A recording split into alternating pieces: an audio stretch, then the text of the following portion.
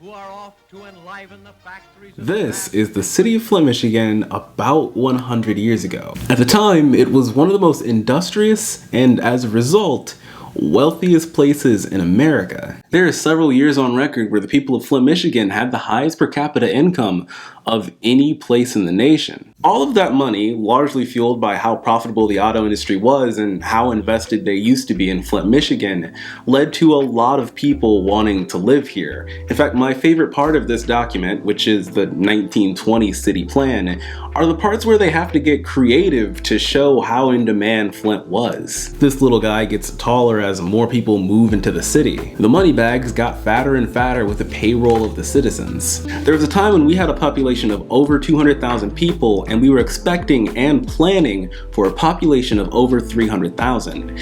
Those 300,000 people never came, and needless to say, things have changed. When a city changes as drastically as ours has, you have to change the way that you're planning that city out. Luckily, we did change. After only about 9 years of hard, consistent work, on July 25th of 2022, Flint, Michigan passed its new zoning plan. Zoning might sound like urban planner jargon, and it is, but it's also really simple and important to understand.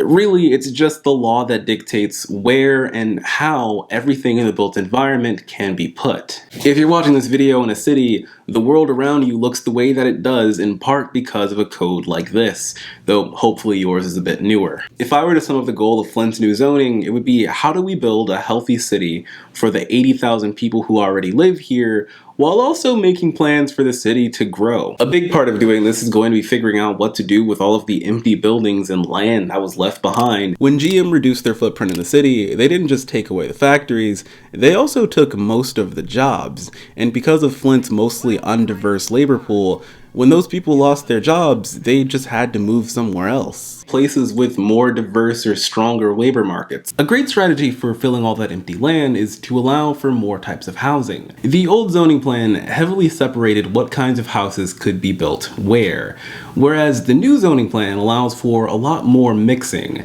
It gives more people the ability to build houses that actually fit their needs. One of these housing types is called the ADU.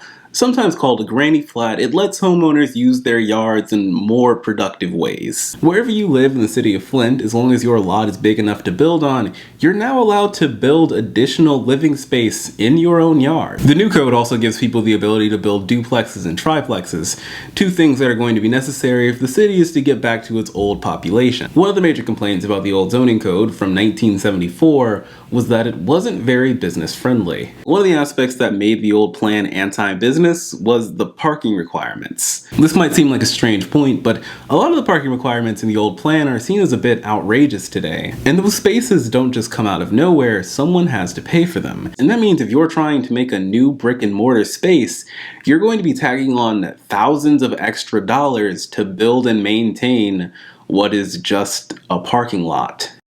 Another thing that made it so difficult to do business in Flint were the limited areas that you were actually allowed to do business. The new plan addresses this in part with a thing called neighborhood centers. Now, no matter where you are in Flint, you can probably start a business close to where you live. Neighborhood centers aren't just for small businesses, they're also for churches, schools, and charities, meaning that they're not just good for the economy, but they're also good for building community in neighborhoods. You can go to imagineflint.com, find the neighborhood you live in, and find where your nearest neighborhood center is gonna be located. Flint has a long history of being an innovative manufacturing town, and though the economy has changed drastically, this plan does a lot to be proactive and flexible. The plan specifically zones for areas called Green Innovation, abbreviated GI on the map. This is land set aside for jobs that are not just good for the environment, but also good for the economy. This area also includes space for lower density housing. Flint has had a long and difficult history with environmental toxins, and we want to make sure that the jobs that enrich us in the future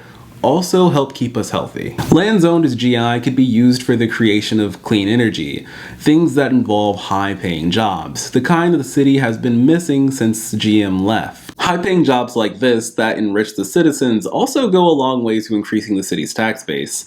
That means that a lot of public projects, like road maintenance or park upkeep, can be done more efficiently and more frequently. It's worth noting that zoning codes are living documents. This is not set in stone, it's meant to be changed with the changing needs of the city. And also, this was not born out of nothing. This came from over 1,000 work hours and over 200 civic meetings. But now the people of Flint have one of the most progressive and newest zoning codes in America. And thanks for watching.